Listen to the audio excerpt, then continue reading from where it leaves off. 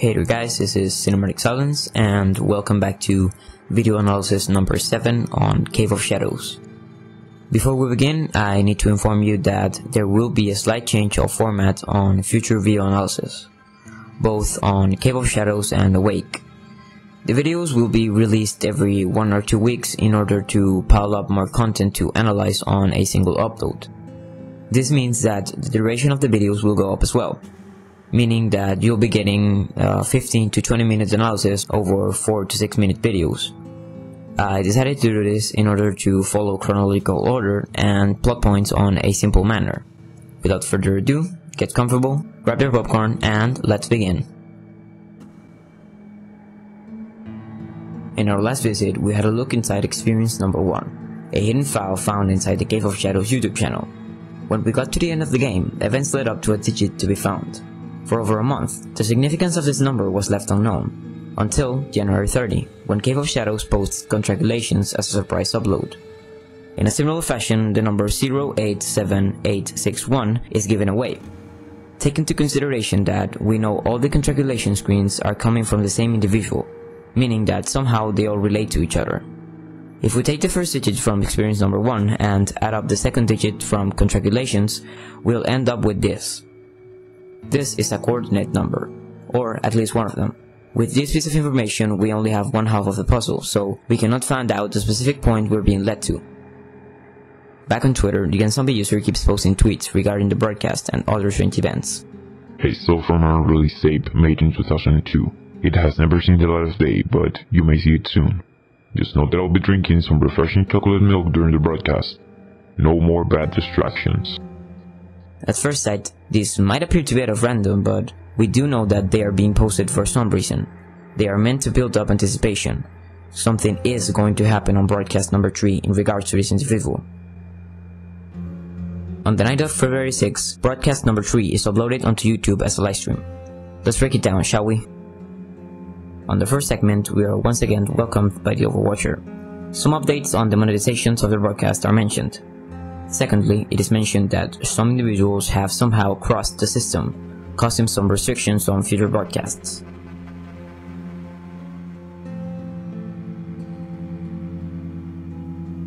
We are then presented to the second segment, You Know More. Hold on, does that look familiar to you? Apparently the footage on this segment was taken directly from a videotape referenced by Zombie on Twitter a few days earlier, dating back to sometime during 2002. Hello there, my name is Jackson Hibberty and I am a mediocre car salesman.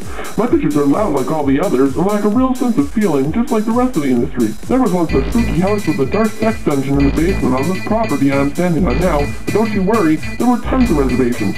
However, we kept the same phone number as a trade-off for all the expenses, but you can just forget all about that. You probably will anyway because I talk way too fast for my own good and now we're talking about cars again. Ah, look at that, the number's gone, too bad. Here's a beautiful machine, red glossy finish with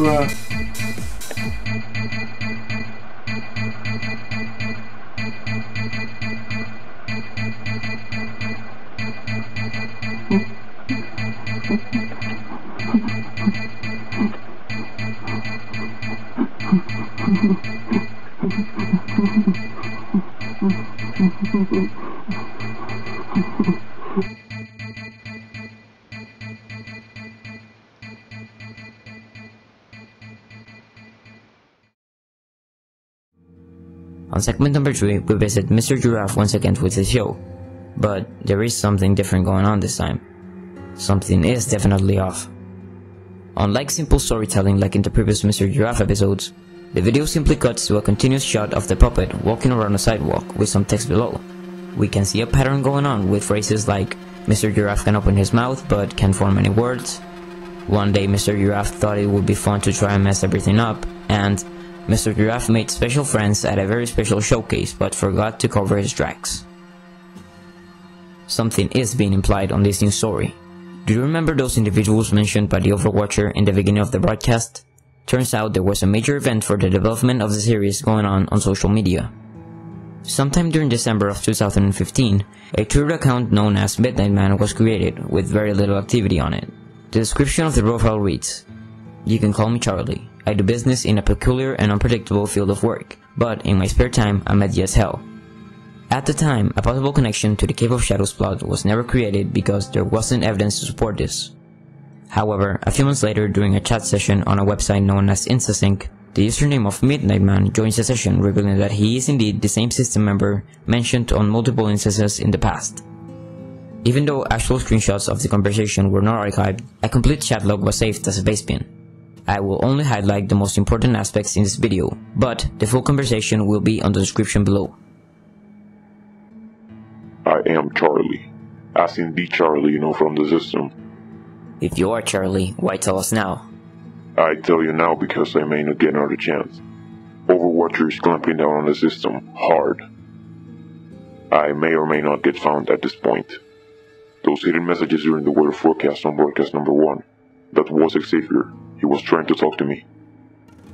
If you couldn't tell, Xavier and I don't agree with the system. We got in there to find more info and get to the bottom of this. Like stalk the fucking viewers? Yes, like stalking viewers.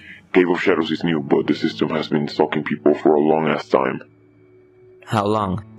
Can't pinpoint a date quite yet. The earliest records I found were a picture of some new members from 1997. Anyways, the Overwatcher has a couple of members closer to him doing a deep search over the next 48 hours. They've been monitoring everything he has his hands in. So you want us to keep quiet about this? Yes, keep quiet, because if anybody in the system or the Overwatcher catches any info, I'm dead. On the spot. I can't keep tabs on everything happening in the system anymore. They've got everyone off, information-wise. I gotta clear everything and get the fuck out of here.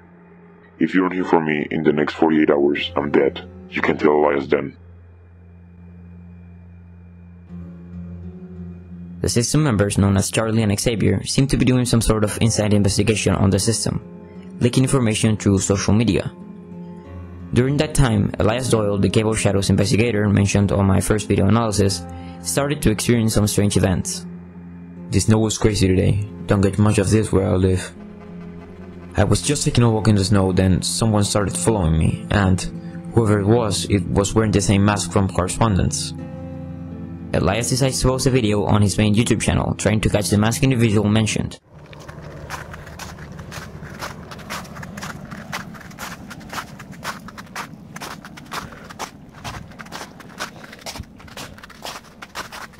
Guys, is literally right fucking behind me. I'm really scared to look right now because stuff will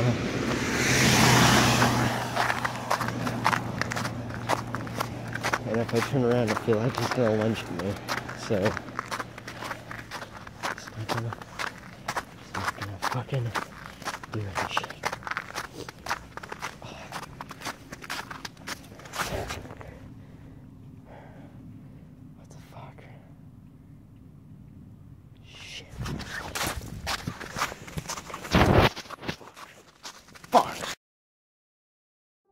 Sometime later, Charlie returns to the InstaSync chat, confirming that the system hasn't found him yet.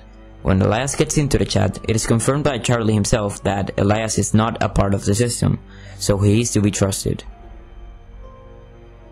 You aren't working for the system, and I know you're not lying about someone following you. There is somebody, and he is a part of the system. You need to stay away from them at all costs, so do not let them get near you or ask you any questions. The sweep isn't still over. I might not be back still. Tell everyone if I do not show up here by this time tomorrow. See you all on the flip side. Peace out, motherfuckers. Charlie doesn't return to the InstaSync chat the next day, so he is presumed dead according to his last statement. Later on, all of this information is given to Elias Doyle, and he proceeds to gather it and upload it as a separate YouTube video entitled Charlie. If you wish to see it, feel free to press the annotation on the screen or go to the link on the description below.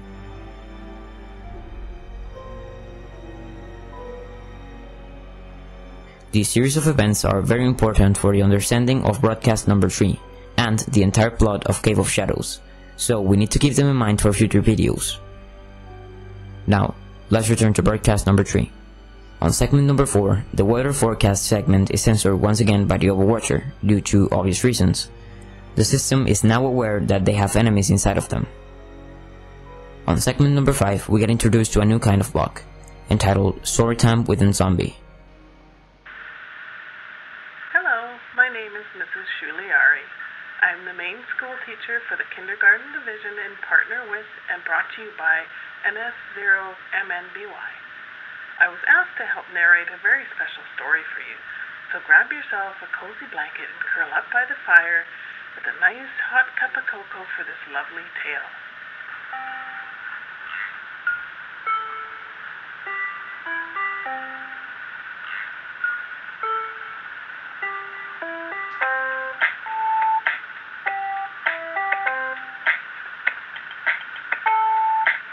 If you knew Penguin, you would know that he likes to go for walks. No matter the weather, you can often find him on a stroll through the park or the woods. But not only does the weather not matter, the time is insignificant as well. If you were to wake up at 5 a.m. and step into a forest, there's a high chance that you would find him there.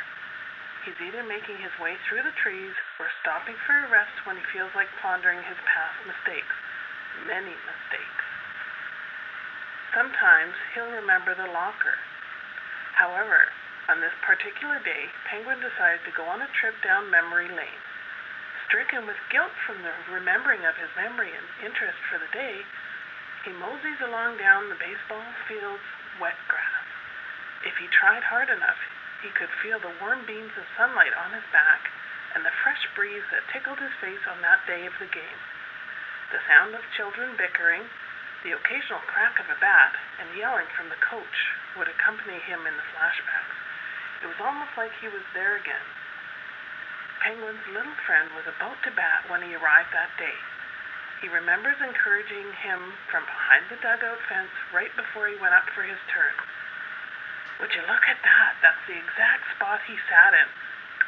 Memories are so great, don't you agree? Especially Penguin's favorite when, long after the game ended, he took him into the little boy's room and helped him. Thank you so very much for joining us on this adventure. We hope you enjoyed our first warm and fuzzy tale. Penguin has to rest now, but don't worry, he'll be back in no time. After all, he sees you every day anyway.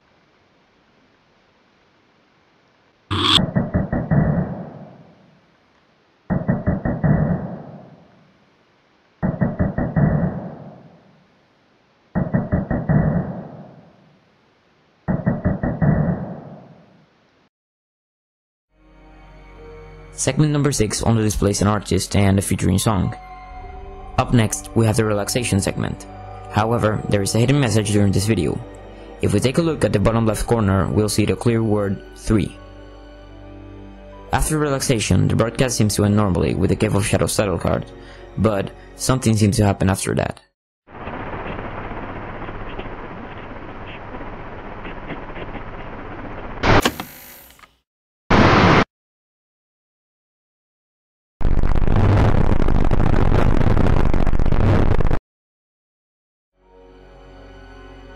Well, I think that message was really clear. The experience game has been updated. A few days later, the website re-uploads the file with an updated version. Let's take into consideration the number we found during the relaxation segment. If we enter 3 into the password box, we'll be sent to an unlisted upload on the Cave of Shadows channel entitled Clue. If we assign a letter to each number of the alphabet, the word system will be decoded. Finally, if we enter system into the password box, another contractulation screen will appear, revealing yet another number from the coordinates. Meanwhile, back on Twitter, Cave of Shadows officially announces a change on the broadcasting schedule, and broadcast number 4 is announced to be released on March 12th.